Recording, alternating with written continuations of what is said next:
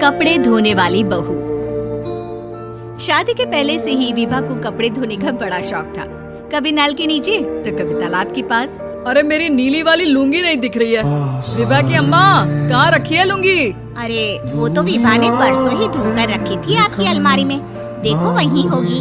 वो ना मैंने आज धो दी, मुझे लगा कि गंदी हो गई होगी। अरे कैसे गंदी हो गई थी? उसे तो मैंने पहना भी नहीं। हे भगवान, इस लड़की के कपड़े धोने की आदत से परेशान हो गया हूँ मैं। जितना तो घर में राशन नहीं आता उससे कहीं ज्यादा डिटर्जेंट पाउडर का खर्चा है। इसकी शादी करवा दो, शादी चाहे अपने घर में ही करेगा, फिर चाहे घर के कपड़े धोने हो या पूरे गांव के। हाँ ठीक बोल रही हो, देखता हूँ मैं कोई लड़का। वो दिन भी आ जाता है जब विभा को देखने लड़के वाले आ जाते हैं। लड़की मुझे अच्छी लगी। होने वाली सास कहती है, बेटी अगर कुछ पूछना है तो पूछ लो। वैसे तो हमारी लड़की बहुत ही शर्मीली है, जो बोल दो वो मान लेती है, इसे क्या पूछना होगा। कैसे बात कर रही हो माँ?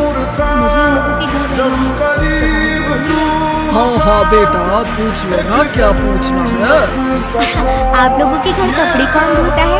सास का मुंह बन जाता है। देखो अगर तुम ये कहना चाहती हो कि तुम्हें कपड़े धोने नहीं आते तो सुन लो, कपड़े मैं ही धोती हूँ, लेकिन तुम्हारे आ जाने के बाद मैं रुमाल तक नहीं धोऊंगी। और चुप रहना भाग्य भाग। अभी बेचारी घर आई नहीं, उसे डराना शुरू कर दिया। वो क्या है ना बिटिया, अभी तक तो ये कल्लू की माँ ही धोती थी, लेकिन अब तुम्हारे पापा तो दहेज में वॉशिंग मशीन देंगे ही। तभी विभा की माँ सवाल भी पूछा तो क्या, वैसे भाई साहब मशीन की तो फिर भी कपड़े धोने की कैपेसिटी है। मतलब जो बिटिया दे रहे हैं ना विभा, इसे कपड़े धोने का बहुत शौक है। ये आप लोगों की क्या आस पड़ोस गाँव मोहल्ले सबके कपड़े धोते और तक करते हैं। बाहर देखा नहीं आपने कितने कपड़े सूख रहे हैं? सब हमारी बिटिया नहीं धो रहे हैं। बस भी करो ना माँ, शर्म आ रही इतनी तारीफ सुनकर। और तो और एक दाग निकाल कर दिखाओ तो मान जाओ। हाँ अच्छा अच्छा, माफ करना बेटा, मैंने गलत समझा। हमें तो रिश्ता बहुत पसंद है। और ऐसे जुड़ जाता है रिश्ता कपड़े धोने का शौक रखने वाली विभा का। उसकी शादी हो जाती है कोयला फैक्ट्री में काम करने वाले कल्लू के साथ। शादी के बाद अचानक विभा चिल्लाती हुई सास के पास आती है। सासू माँ, अरे सासू माँ कहाँ है आप? ये तो धोखा है, धोखा दिया आप लोगों ने मुझे। किसी ससुर के चक्कर के बारे में पता चल गया। अरे तो उसमें तुझे क्यों धोखा मिला है? अरे नल में पानी नहीं आता, कपड़े कैसे कब धुलेंगे? अच्छा अच्छा, तू पानी नहीं आ रहा उसकी बात कर रही है? तो आपने क्या सोचा? कुछ नहीं। अच्छा तेरी माँ ने कहा था कि कपड़े धोने का शौक है, तुझे याद आया मुझे। शौक शौक बोलकर कपड़े धोने वाले तेरे जुनून को कब ना आके सासू माँ, कपड़ा धोना मेरा गुरूर है। तभी पति भी वहाँ आ जाता है।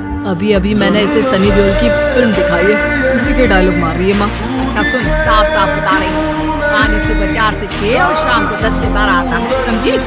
टाइमिंग से ये क्या घूमने का मामला है? सुबह 4 बजे उठकर कौन कपड़े धोता है? 4 बजे टंकी में पानी जमा है, सारा दिन धोना ना किसने बना दिया?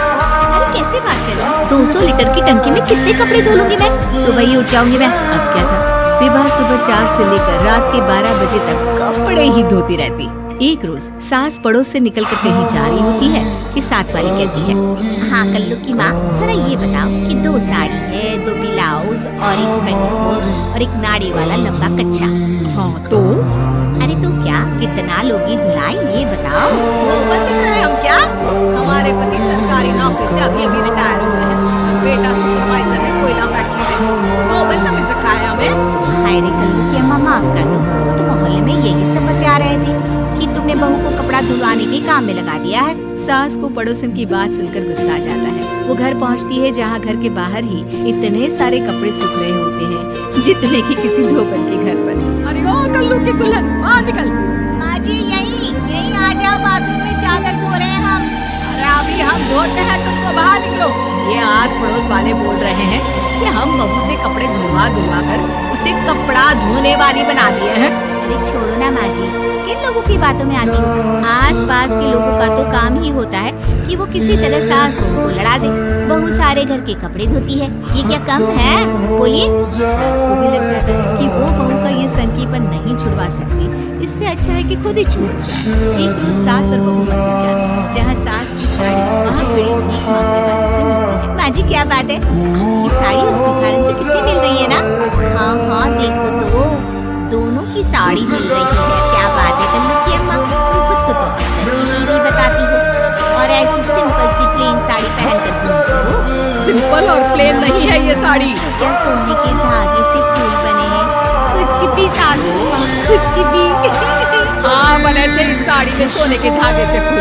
मेरे पति लेकर आए थे मद्रास से स्पेशली मेरे लिए 10,000 की। तो भाई साहब इस भिखारन के लिए भी सेम टू सेम साड़ी लेकर आए होंगे 10,000 की। सास उस वक्त कुछ नहीं कहती, लेकिन बहू के साथ घर आती है और अलमारी से एल्बम निकाल कर लाती है। ये साड़ी देख रही है, ये वही साड़ी है जिसे मैंने अभी पहना था। इस साड़ी में ये जो चमकदार फूल दिख रहे हैं ना, ये सोने के धागों से काढ़े गए हैं। लेकिन तू लोकल वॉशिंग मशीन ब्रश से घिस घिस कर सारे फूलों को निकाल कर साड़ी पेंट कर दी। मुझे माफ कर दीजिए सासू माँ। और जब मैंने तुझे तेरी गलती के लिए कुछ नहीं कहा, लेकिन तूने तो सबके सामने मेरा मजाक ही बना दिया। क्यों? बहू को समझ में आ जाता है कि अब से उसका कपड़े धोना बंद।